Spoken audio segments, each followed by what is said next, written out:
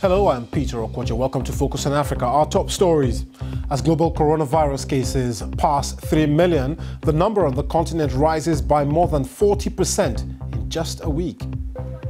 It comes as Lagos, Africa's biggest city, introduces the compulsory wearing of face masks. Experience on the front line. How much is the lesson of other epidemics helping Africa fight coronavirus? On the front line in the UK, we hear from the medical workers from the African diaspora. And described by her family as vibrant and caring, we speak to the children of a nurse who lost her life to coronavirus. Because she was there week in, week out, she should have been given the appropriate equipment to deal with everything.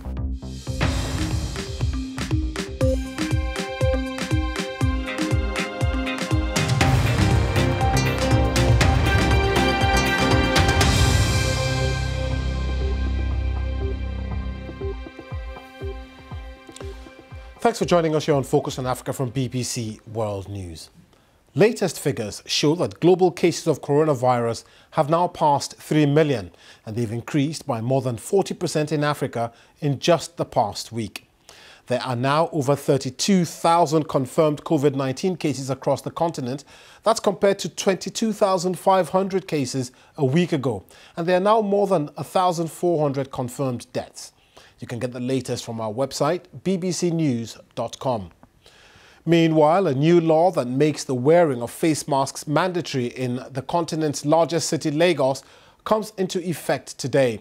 The total number of confirmed cases in Lagos stands at 731, more than half of the total confirmed cases in Nigeria. And authorities believe the new law can stem the spread of the virus. The BBC's Chris Ewoko has more. Governor of Lagos State, Babajide Sanwo-Olu, said that the government has started massive production of face masks to be distributed to residents. Something of this nature. It's locally made and it's mandatory to wear it in public. At the moment, the number of confirmed positive cases in Lagos is over 700, and there are concerns that the pandemic could become a serious threat to the population. This is because Lagos is the most populated city in Nigeria and indeed in sub-Saharan Africa. The state has a population of about 20 million people. Nearly half of Lagos residents live in densely populated communities and neighborhoods. In some cases, 5 people could be found in one room, making social distancing between neighbors almost difficult. Lagos State has been under lockdown for 1 month. Same with its neighboring Ogun State and the nation's capital, Abuja. Meanwhile, 36 state governors have recommended a further lockdown of the interstate borders for another 2 weeks. But this is left for President Muhammadu Buhari, who is expected to make a decision today whether or not to extend the lockdown. Chris Ewoko reporting there. Well, let's take a look at some recent developments across the continent. And in South Africa, a team of Cuban medics has arrived to help the country limit the spread of coronavirus. The Cuban doctors are to be deployed to different provinces by South Africa's Department for Health. South Africa, with more than 4,500 COVID-19 cases, is one of the worst hit African countries. In Ghana, a ban on public gatherings has been extended by more than 2 weeks to contain the spread of the coronavirus. Last week, the president lifted a 3-week lockdown that had been imposed on various parts of the country. Schools and borders remain closed. And Liberia's Justice Minister, Frank Musa Dean, says he's tested positive for COVID-19 and is receiving treatment in a hospital outside the capital, Monrovia. Mr. Dean tested positive 2 days after the virus had reportedly killed another government official. Well, although there are some 32,000 confirmed COVID-19 cases across Africa, it's far fewer than other places like Europe or the United States. Experts believe that Africa's experience with other major health crises such as Ebola, tuberculosis, HIV and malaria have given the continent a head start in the fight against this deadly virus. Ansoy has more. Right, Peter, this is a continent that has been dealing with outbreak after outbreak. In fact, when COVID-19 was declared here on February the 14th in Egypt, being the first African country to declare the outbreak of COVID-19, there was an ongoing outbreak of Ebola. HIV/AIDS is still a big issue here on the continent. It is a pandemic, and so countries have been dealing with crisis after crisis. In the recent past, they have dealt with dengue fever, Lassa fever is going on in Nigeria, and many other outbreaks. And all this experience dealing with outbreaks of diseases, infectious diseases, is what experts are saying have given Africa experience to deal with COVID-19. So let's take a look at what I found on the ground. Ebola in the Democratic Republic of Congo has had her neighbors on high alert for months. This was the routine at the arrival lounges in many African countries. Then came COVID-19, and screening at the ports of entry continued. On this front, Africa had a head start, and the lag in the arrival of the disease helped many to prepare. Well, I think Africa has, in the main, had the gift of time in that it's been able to see the way different parts of the Western world, different parts of the world in Asia have reacted. And I've been struck that there has been less of the denialism that's been prevalent in the West and in China. I've seen less of that in Africa, which is encouraging. I see many African countries taking it very seriously.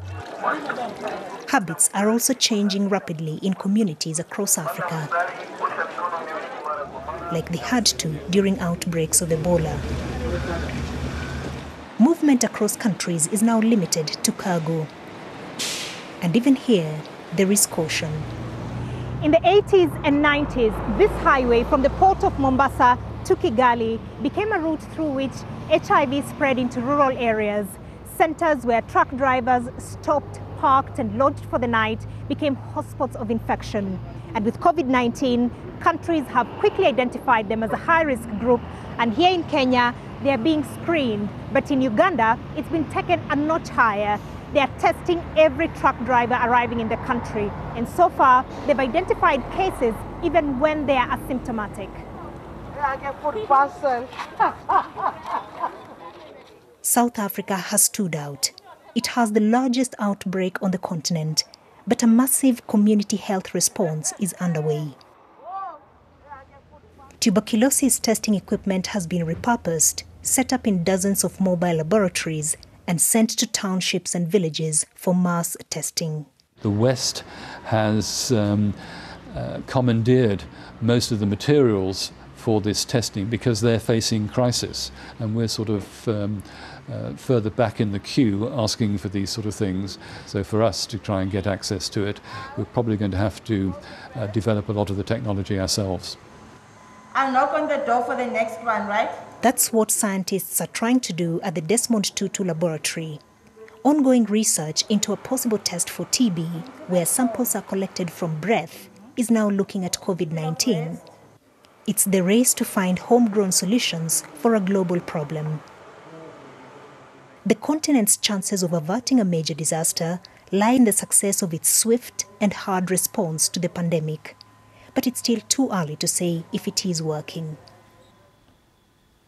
We've still got Anne Soy live there from Nairobi. So, Anne, some lessons have been learned from other epidemics across the continent, but with the WHO saying Africa is likely to be the next epicenter of the coronavirus, is enough being done to deal with any potential spread? Well, and those warnings have been given even before the outbreak was declared here in Africa, and therefore countries were on a waiting mode because the best chances they have is to try and make sure they don't have large outbreaks, because that will quickly overwhelm the systems. And that is why they went in hard to try and minimize the spread of the disease. However, across the board, the response has not been the same. So we have many countries that have been very decisive, that have taken really harsh steps considering that they have huge populations of poor people in urban households. But you also have countries that have been a little bit more lax and are trying out other controversial strategies. In Madagascar, for example, with the president coming up with a herbal remedy that has been criticized by health experts. So it isn't the same across the board, and that is a danger for neighboring countries. And it is definitely one thing to have learned the lessons, but do African countries have the resources, the financial wherewithal to deal with this pandemic? Well, many countries here, their health budgets are very low, and already this pandemic is having an impact on their economies. South Africa was already in recession, and now this is going to deal another blow. It is still under lockdown. They are beginning to ease those measures later this week. And so it's going to be a very difficult time. And that is why they are really trying everything they can to make sure that it doesn't spread to rural areas. It has spread in some cases, and the projections are not looking very good. And that's why they're really trying everything they can right now so that it doesn't spread further. Okay, Anne Soy there live from Nairobi. Thank you very much. Well, here in the United Kingdom, there are fears of a shortage of healthcare staff as the country reels from the pandemic, which has killed more than 21,000 people. Frontline in the fight against the virus are African doctors in the diaspora. Some of them shared their experiences with the BBC's Baratu Ibrahim. We have been expecting to have the full PPE that we've seen other countries have and the ones that the World Health Organization recommends. But up until now, we've just been having like a plastic apron, a surgical mask, and goggles and gloves. So that has put a stress on everybody. My name is Hadiza Gachi. I'm a consultant. Dr. Umar Jibrin. My name is Yankuba. My surname is Sani. This is Mr. John Marshall of Lion. I'm based in London. And our primary aim on normal Parkinson's disease. So on a daily basis, the patients are initially assessed in the accident and emergency department, and where they are deemed to have suspicions that fit with COVID-19, then they are brought up to my ward. Very, very frightened. We approached the work with a lot of trepidation. When I finished medical school, my first job was in Africa, in the Gambia, for 2 years. What we have, as I've been told, is no way near adequate to look after a pandemic like this. We have developed the Medics to You COVID-19 relief program, and this basically gives our service for free. So once you download our app in the United Kingdom, if you're linked into a community group, we can deliver free COVID-19 related video consultations. With a lot of education and information and the commitment of the government, I'm sure Africa will be able to cope. More than 90 British health workers have so far died during this pandemic. It's a figure that includes doctors, nurses and assistants, among others on the front line of fighting coronavirus. The BBC's Graham Satchell spoke to the family of Josie Ekoli, who worked as a nurse for 30 years, but she was also a mother to 5 children. My mum was the most vibrant person ever. Her smile lit up a room. She was beautiful. She was God-fearing, and she was strong. She was really strong. I'm so proud of her, like I can't even explain it. Like I'm too proud of her. And she is my role model. I feel proud to call her my mother. She died helping people, and she died doing something that she enjoyed.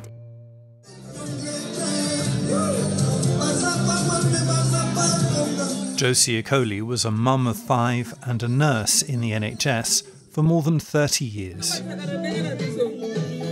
She risked her life for everyone else, really, like being in that NHS front line, fighting every day against the coronavirus. She risked her life for everyone else. Josie told her children the protective clothing she'd been given, in her words, wasn't the best.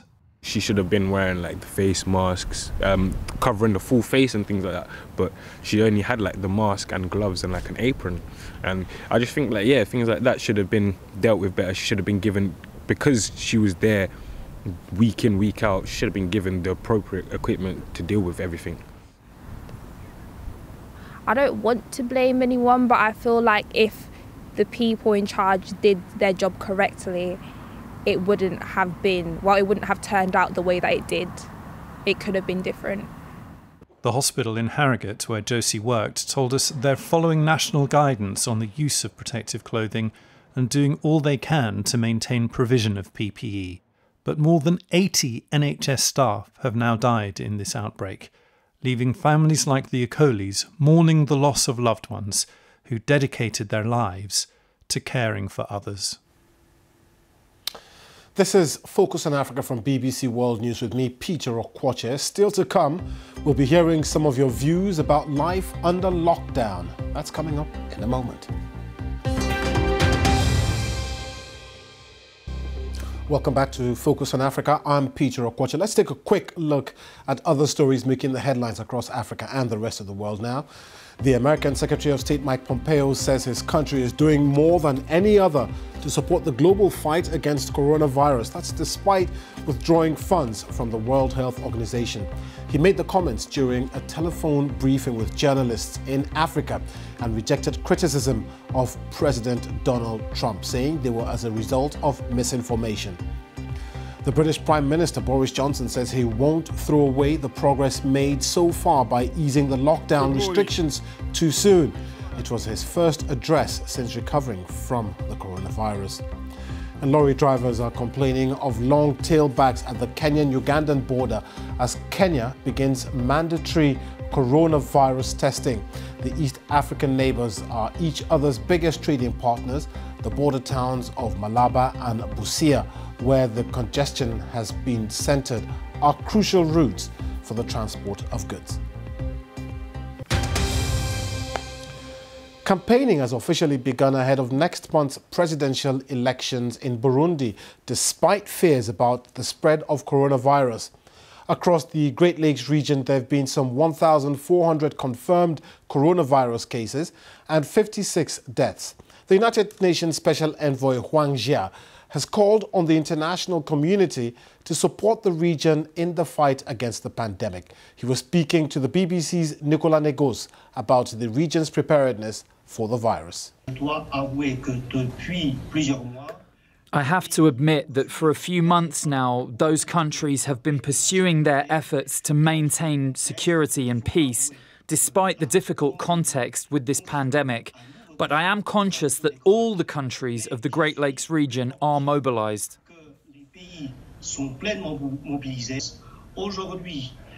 Today, the situation is under control, and I think the international community should help those countries so that they can succeed against this pandemic.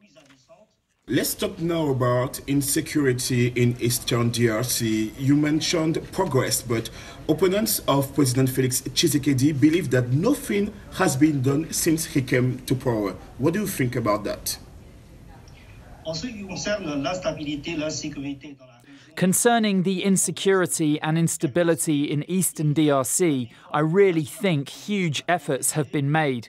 I would like to congratulate President Felix Tshisekedi for all the hard work he has done since he came to power. He took all of the measures to make sure peace can be sustained in this part of the country and also organised talks with neighbouring countries. But, Special Envoy, there's still more than 100 rebels groups in the Eastern DRC. We have to admit that insecurity and instability in this part of the DRC is linked with long-term conflicts. This is not just a Congolese problem. This is why the UN has been working hard for dozens of years with the DRC and the other countries of the Great Lakes region. In the Great Lakes region, there's a country going to the polls next month on the 20th of May. Burundi, despite of the pandemic, what do you have to say to the Burundian authorities? Do you think that the elections should be postponed? The authorities from Burundi say that everything is under control regarding coronavirus. What we want is that the election can be transparent and fair. Let's talk now about Uganda and this new relationship with Rwanda. DRC President Felix Tshisekedi and Angolan President João Lourenço have played key roles in terms of normalizing the relationship between Rwanda and Uganda. This is a very important step. It shows that Africans can find African solutions to deal with their African issues. And to finish, special envoy, people in Africa, but also personalities, have expressed their bad feelings. They think that because of the pandemic, there's too much mediatization about Africa. African countries are doing their best to fight the pandemic. Look at the DRC. They know how to deal with viruses, especially Ebola. I think they should value this. But on the other hand, African countries don't have enough health equipment. This is why the UN Secretary General called on the international community to help African countries.